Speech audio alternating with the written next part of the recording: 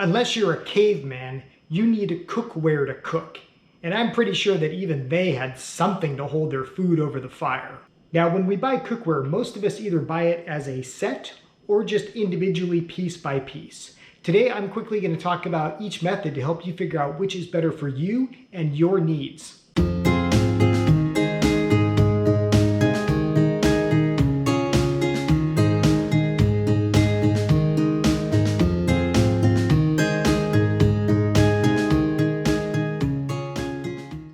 So true story, my first set of real cookware was given to me as a gift from my parents, and it was a set of Calphalon anodized aluminum. And they were great pots and pans, and in fact, I still have every single piece and use them to this day.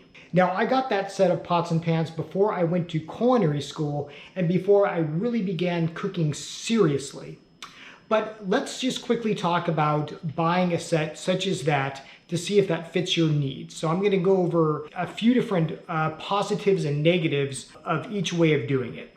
So if you buy a set of cookware, whether it's stainless steel or non-stick or anodized aluminum like the Calphalon, you get uniformity. You know, every pot is going to look the same. It's going to be made out of the same material, and it's going to look great in your kitchen. So if you're the type of person who's going to be showcasing these pots and pans as much as you are cooking in them, or let's be honest, maybe showcasing them even more, and having conformity and uniformity is really important to you, then yeah, buying a set is really an easy way to get that because you get it all in one. Another positive aspect of buying a set of cookware is that often the lids, they're going to work on several different pots and pans. You don't have to worry about if you have the wrong size or the right size, because the lids are going to work together as a set. And then there's price. So buying a set of cookware can be expensive. Like I say, it can be $400 or $500 or even more depending on quality, the brand you go with, etc., etc. But for that money, you do get a whole set of cookware, and you're going to get pots and pans that are going to work for a variety of purchases. And you know, you'll often see in the ads that, hey, if you bought each of these individually, it would be more expensive, and there is some truth to that. But there's no denying that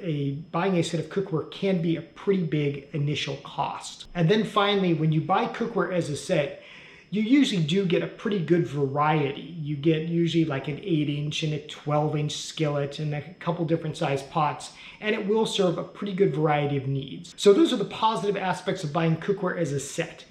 Now we're going to talk about buying cookware, pots and pans individually, piece by piece. So the first thing that's great about buying cookware piece by piece is that you really only buy what you need. Let's be honest, if you buy one of those like 22-piece sets, there's probably going to be a piece or two that you're never ever going to use. And in that respect, you know, you were paying for something that isn't really serving a purpose. When you buy cookware piece by piece, you're buying it with intent. You know you're going to buy that pan or that pot because you probably had a need for it. Now, the second aspect is maybe you don't want uniformity in your kitchen. Maybe you are more of an eclectic taste, or you just don't care. And honestly, if you're a serious cook, you're going to buy what you need to cook. You're more interested in cooking than displaying. Then let's talk about variety. Yeah, if you buy a set of cookware, you're going to get a decent variety. But buying piece by piece will give you real variety. So for example, that anodized aluminum Calphalon cookware that I got, it's great, and it can serve a lot of purposes. But there are times when I really need to cook with stainless steel, like if I'm making a pan sauce and I need to see the color of the sauce. Well, that's just easier to see in something like stainless steel than it is in a dark anodized aluminum. Another example is non-stick cookware.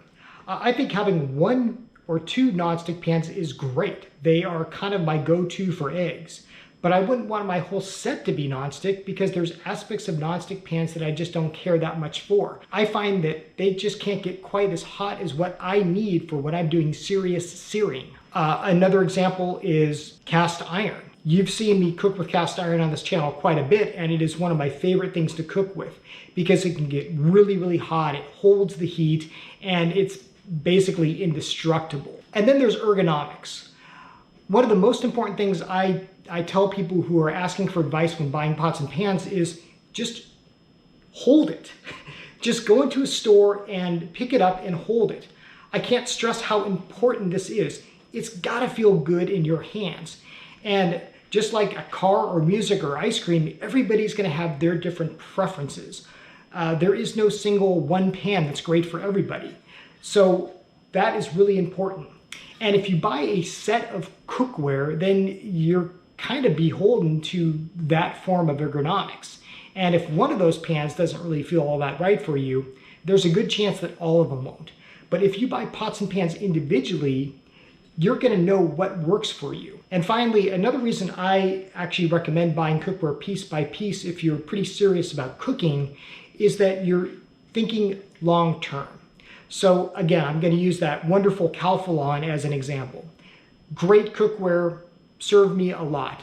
But you know what? It wouldn't work on an induction stove.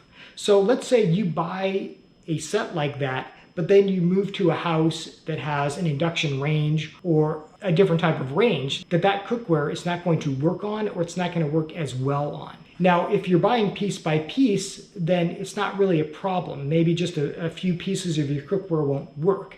But if you've bought a whole set and they're not compatible with the range you're using, then that's actually kind of a really big waste of money. So those are kind of the positive and negative aspects of buying a set of cookware versus buying cookware piece by piece.